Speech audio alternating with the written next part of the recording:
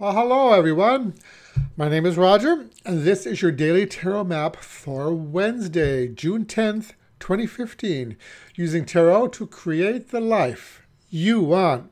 Well, as always, a big thank you to everybody for liking these videos, for sharing them on your social networks, for subscribing to this channel. As always, your support is very much appreciated. So this week, we continue our work with the Sharman-Caselli Tarot by Juliet Sharman-Burke, with the cards illustrated by Giovanni Caselli. And the three cards drawn randomly from the deck today were the Three of Wands, the Two of Swords, and the Five of Wands. So yesterday's fire energy still seems to be hanging around today, though we have an air card smack in the center of our spread, feeding those flames and making them all the stronger. Now, the first card in our draw today is the Three of Wands. Now, a card typically associated with the initial success of a business, or waiting for your ship to come in, as it were. This card usually suggests that you've had some luck so far, and the wheels are in motion. Things are going to start happening. But the Three of Wands is also often associated with teamwork, and that's the sense that I'm getting from this card, as well as the three other cards in the spread. Now, Three of Wands can point to a group of people working together to make things happen. It's about the pooling together of talents or resources, energy, and ideas into a project or a goal. It's oftentimes much easier to accomplish that goal when assisted by others. Though I will say that sometimes when dealing with a group of people, especially independently minded people, we can hit roadblocks, as depicted by our second card, the Two of Swords. Those times when nobody can agree on anything. And that certainly can be frustrating. Now, what's called for here is the weighing of options, which is an essential part of the decision-making process. It's about communication. Careful communication, I might add, between the parties. And what's important here, I think, is that everybody be willing to listen to both sides of the argument and then together choose the best path to take. Now, I'm not saying that this will be easy, and that's well demonstrated by the third card in our spread, the Five of Wands, in which we see five fellows battling with sticks. Now, I'm not seeing any real drawn-out battles here or fights here, but rather minor disagreements and petty squabbles during which your ideas may be challenged. But ultimately, working together, you should be able to find a solution, all of you, your team. I think the key thing here today, though, is that you work together with those around you, and you make a point to listen to and value their opinions. We don't want to view the others in our group or around us as competition, but rather as resources and allies.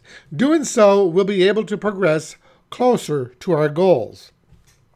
Now, looking at these cards, if you're a solopreneur, this group of cards might be indicating that you are hesitating to take the next step forward in the business. If we see the Three of Wands with the business moving forward, and then the Two of Swords right after it, and then the Five of Wands, this kind of suggests to me that you're hesitating to take that next step because of that fear of competition. So the same advice holds true here. Is there a way that you can turn your competition into allies? Is there a way that maybe you can work together to find a common goal? The most powerful thing a person can do often is to turn your enemies or your competitors into friends. It's interesting to note that numerologically, this spread totals to the number 10. So we have 3 and 2 is 5, and 5 and 5 is 10, which reduces to number 1, the number of new beginnings. So this kind of tells you that by working together, it is indeed possible to create a new entity, a new team-minded entity, an entity of teamwork and cooperation. So the message for these three cards today is: working together as a team allows us to dare to dream bigger dreams. But in order for that to happen, open communication between team members is essential. So today's advice card comes from the Chronicles of Destiny Fortune cards, and the card drawn randomly from the deck is number 24, Dragon. I find the dragon especially relevant in today's reading. Oftentimes we see those that we disagree with as sort of a monster that needs to be slain. Well, not literally, of course, but business people oftentimes see their competitors as the enemy, somebody who must be conquered at all costs. Otherwise, we'll end up being conquered by them.